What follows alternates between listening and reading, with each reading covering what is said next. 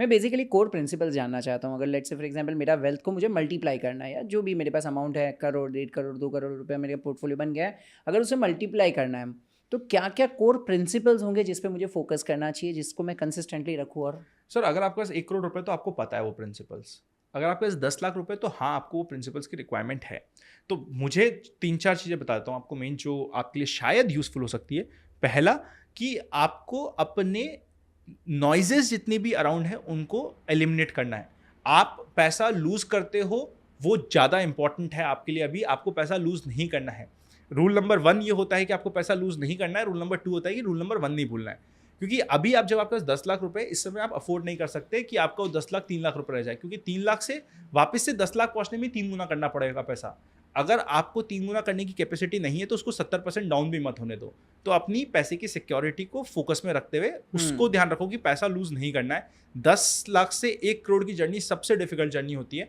Regular flow of income को नहीं छोड़ना है, इक्विटी को नहीं छोड़ना है, SIPs को नहीं छोड़ना है, पावर ऑफ कंपाउंडिंग का नहीं छोड़ना है। पहले 4-5 साल आपको पता भी नहीं चलेगा कि पावर ऑफ कंपाउंडिंग क्या होती है, पर जब 7 साल से आप जितना निवेश करोगे, उतना आपका मंथली निवेश के जितना तो आपका डेली का पोर्टफोलियो अप डाउन हो जाएगा, तब आपको एक्चुअल मजा आएगा। तो उस चीज़ पे ध्यान रखना है कि एटलीस्ट 7 साल आपको देने हैं अपने पोर्टफोलियो को, थोड़ा सा टाइम दीजिए, रेगुलर इनकम्स के साथ करते रहिए।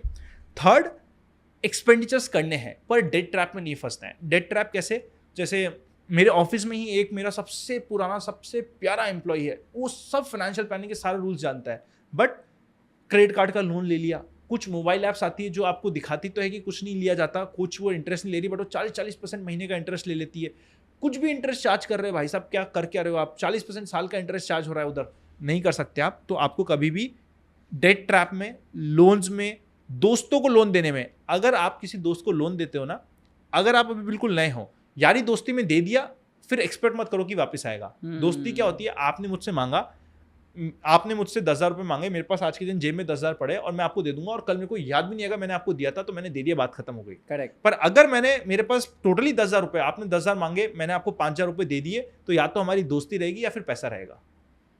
तो उधार देना, पर उस नियत से देना कि भाई ये मैं उधार नहीं दे रहा, मैंने बस दे दिया मेरे दोस्त को, बात खत्म हो गई। अगर आप उधार में रिलेटिव्स को, दोस्तों को डेट देते रहोगे, अपना पैसा उधार पे दोगे, तो आपका पैसा डिटोरिएट होगा, और स्टार्टिंग में आप ये डिटोरिएशन नहीं देख सकते।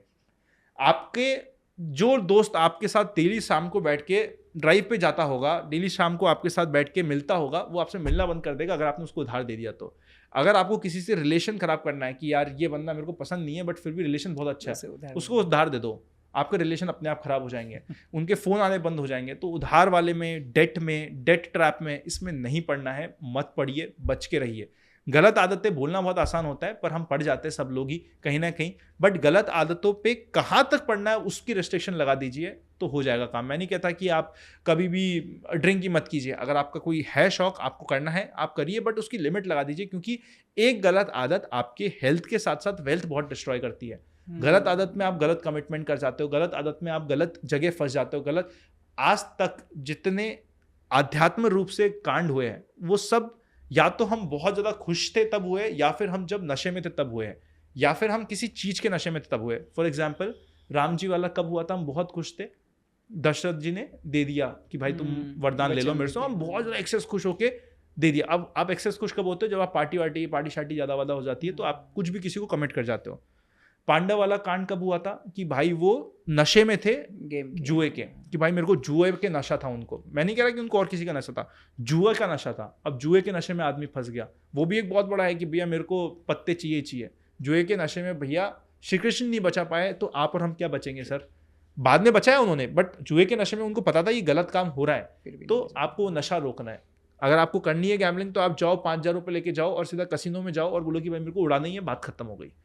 स्टॉक मार्केट में कसिनो बना दिया तो आप फंसते चले जाओगे। तो ये थोड़े से बेसिक्स ध्यान रख लीजिए। Amazing sir. अभी आपने बीच में बात किया पावर ऑफ कंपाउंडिंग। हाँ, बेसिक लेवल पे तो हम सभी को पता है, लेकिन मैंने अभी जस्ट आपके देखा, अंबानी जी से मिल चुके हो, इवन लाइक आपके नेटवर्क में बहुत सारे अच्छे लोग हैं। ये लोग कंपाउंडिंग के इफेक्ट को किस तरीके से अलग तरीके से जानते हैं? सर ये लोग कंपाउंडिंग से आगे निकल चुके हैं सर, इनको चाहिए नहीं। अगर मेरे पास इतना, अगर आपके पास आज के दिन 100 करोड़ के ऊपर है तो कंपाउंडिंग आप अपने आप कर लोगे, आपको सब पता है, सब कुछ हो गया। तो 100 करोड़ के ऊपर वालों की बात ही करनी वेस्ट है हमारे लिए, कि हम ये समझे कि हम 100 करोड़ के ऊपर वाले की बात करके समझेंगे, उनसे सीखेंगे। उनके लिए आज के दिन capital preservation is more important than capital growth.